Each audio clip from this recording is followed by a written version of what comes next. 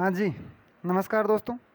देखिए दोस्तों, हमारी पहली क्लास इंट्रोडक्शन की थी और उसमें हमने ये बताया आपको कि हम 1 अगस्त से इंडियन पॉलिटी और राजस्थान ज्योग्राफी की क्लासें हमारे यूट्यूब चैनल एक नई पहल पर डाल दी जाएगी। लेकिन क्या हुआ दोस्तों कि रक्षाबंधन की वजह से हमारा मैनेजमेंट नहीं बैठ पाया। इसके लिए मैं क्षमा चाहता हूँ। और देखिए दोस्तों, हमने पहली क्लास में इंट्रोडक्शन के साथ साथ में राजस्थान ज्योग्राफी के सिलेबस के बारे में भी चर्चा की थी। तो पहले तो मैं उसको एक बार आपको रिवाइज करा देता हूँ, फिर हम शुरुआत करते हैं राजस्थान ज्योग्राफी की। देखिए दोस्तों, राजस्थान के सिलेबस को हमने 4 भागों में बांटा था। सामान्य भूगोल, जल संसाधन भूगोल, प्राकृतिक संसाधन भूगोल और आर्थिक भूगोल। सामान्य भूगोल में हम राजस्थान की उत्पत्ति, राजस्थान की स्थिति एवं विस्तार, राजस्थान के भौतिक प्रदेश और राजस्थान की जलवायु। फिर जो हमारा अगला पोर्शन है जल संसाधन वाला, उसमें हमारे को क्या पढ़ना है? उसमें नदियाँ, झीलें और सिंचाई परियोजना। फिर जो हमारा अगला पोर्शन है प्राकृतिक संसाधन भूगोल, उसमें हम पढ़ेंगे खनिज, वनस्पति, वन्य जीव संरक्षण और जैव विविधता। फिर जो हमारा लास्ट पोर्शन है वो है इकोनॉमिक ज्योग्राफी यानी कि आर्थिक भूगोल। उसमें हम पढ़ेंगे कृषि, पशुपालन, एनर्जी, औद्योगिक विकास और पॉपुलेशन यानी कि जनसंख्या। और हम और अदर भी टॉपिक पढ़ेंगे, जैसे हमारा राजस्थान का परिवहन है। ये भी हम टॉपिक लास्ट में अन्य के अंदर देख लेंगे भाई कौन कौन सा टॉपिक बचा हुआ है। ये जो सिलेबस है RS प्री और मेंस के हिसाब से है। तो आज हम शुरुआत कर रहे हैं राजस्थान की भूगोल की, सामान्य भूगोल की। जो हमारा जो पहला टॉपिक था वो था राजस्थान की उत्पत्ति।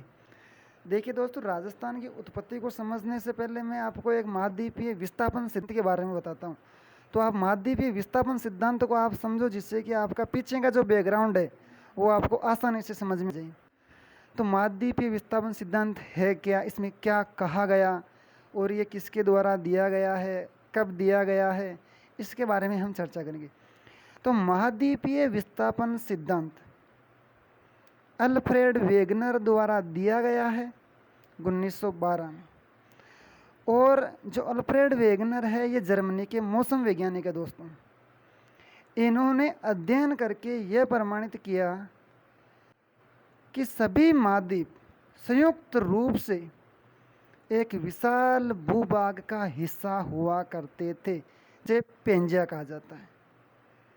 दूसरी बात, जो पेंजिया के जो चारों ओर जो महासागरीय या जो जलीय भाग है, इसे पेंथालासा कहा जाता है। और कालांतर में पेंजिया 2 भागों में टूट जाता है।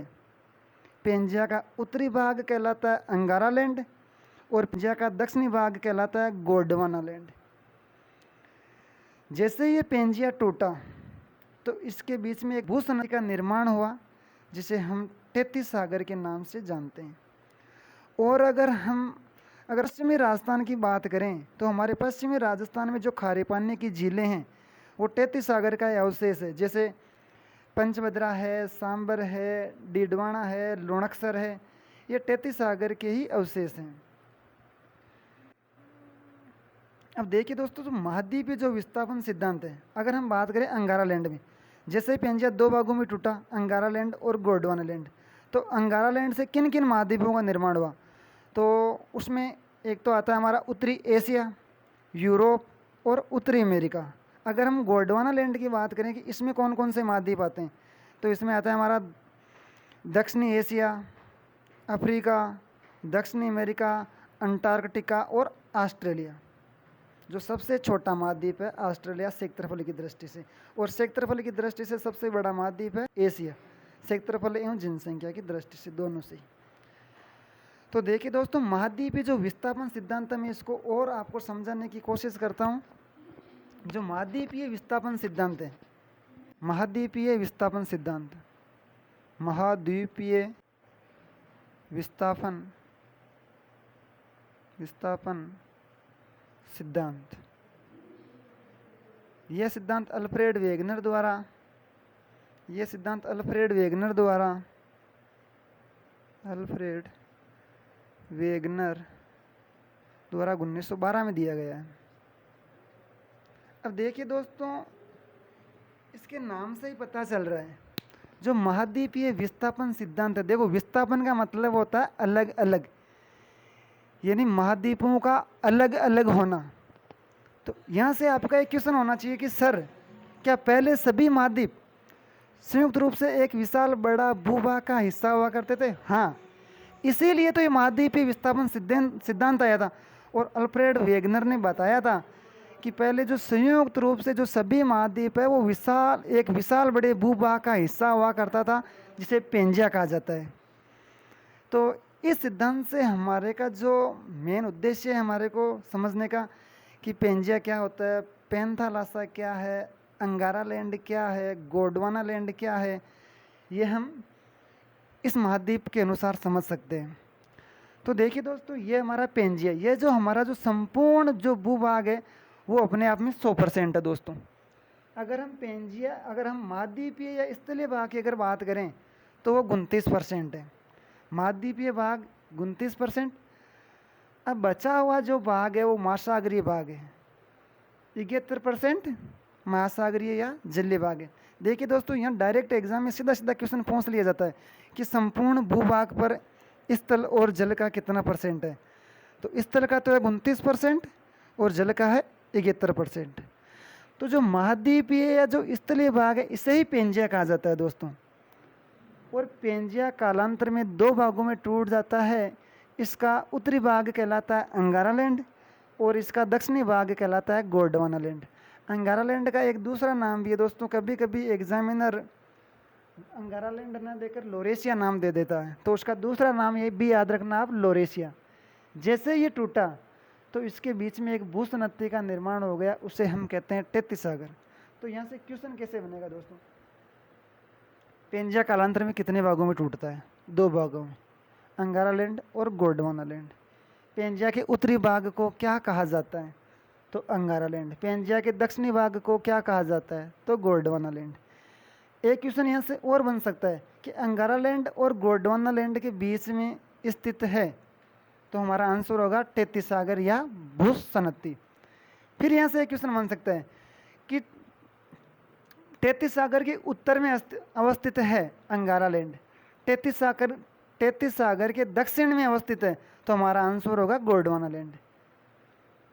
अगर हम इनकी डेफिनेशन की बात करें दोस्तों, अगर पेंजिया की अगर आप डेफिनेशन लिखना चाहते हो तो ऐसे लिख सकते हो आप कि संयुक्त रूप से महाद्वीपीय भाग को पेंजिया कहा जाता है। अगर पैंथालासा की अगर डेफिनेशन की बात करें तो संयुक्त रूप से महासागरीय भाग को पैंथालासा कहा जाता है, जो महाद्वीपीय भाग या पेंजिया के चारों ओर अवस्थित है।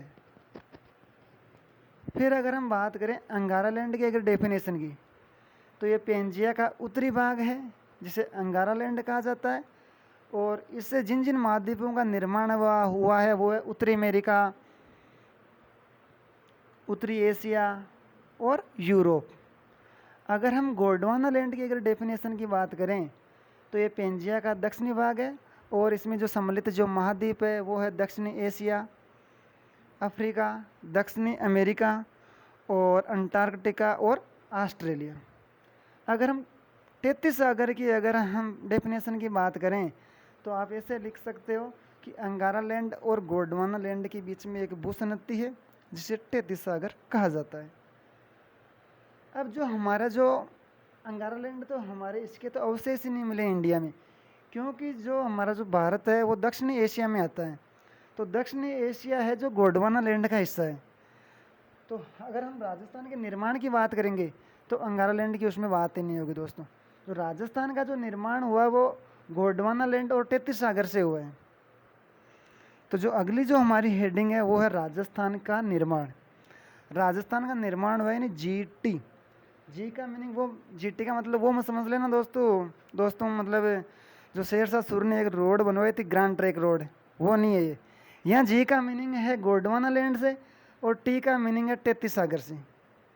जो हमारे जो राजस्थान के जो 4 फिजिकल डिवीज़न है, अगर आपको पूछ लिया जाता है कि अरावली और हाड़ौती किसका हिस्सा है, तो अरावली और हाड़ौती तो गोंडवाना लैंड का हिस्सा है, और मुरुस्थल और मैदान तैतीस सागर का हिस्सा है दोस्तों।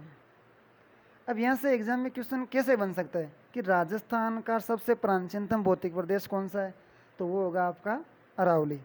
सबसे नवीनतम भौतिक प्रदेश कौन सा है, तो वो होगा यहाँ से मैदान। और यहाँ से क्वेश्चन कैसे बन सकता है, और वो ऐसे दे सकता है कि राजस्थान का सबसे प्राचीनतम एवं नवीनतम भौतिक प्रदेश का युगम बताइए, तो आपको बताना है अरावली और मैदान।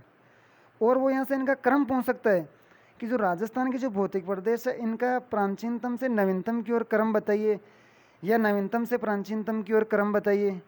तो ये जो हमारा क्रम है प्राचीनतम से नवीनतम की ओर, सबसे प्राचीनतम है अरावली, फिर उसके बाद हाड़ौती, फिर मरुस्थल और मैदान। ये जो हमारा क्रम है ये प्राचीनतम से नवीनतम की ओर है।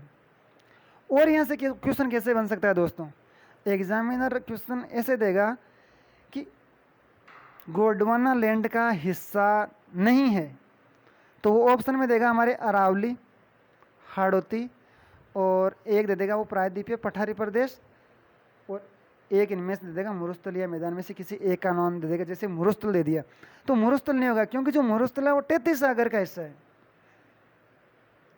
अगर हम भारत के अनुसार देखें कि अरावली और हाड़ौती किसका हिस्सा है, तो जो हमारा जो भारत का जो सबसे प्राचीनतम जो भौतिक प्रदेश है वो प्रायद्वीपीय पठारी प्रदेश है, और वो गोंडवाना लैंड का ही हिस्सा है दोस्तों। तो अगर भारत के अकॉर्डिंग देखें तो अरावली और हाड़ौती प्रायद्वीपीय पठारी प्रदेश का हिस्सा है, जबकि मुरुस्थल और मैदान भारत के उत्तरी विशाल मैदान का हिस्सा है, क्योंकि जो भारत का जो उत्तरी विशाल मैदान है वो 33 सागर का हिस्सा है। तो आज इतना ही दोस्तों। अगली क्लास अगली जो हमारी क्लास होगी वो होगी राजस्थान की स्थिति एवं विस्तार। आज के लिए इतना ही, अब हम मिलेंगे नेक्स्ट क्लास में। Okay, thank you.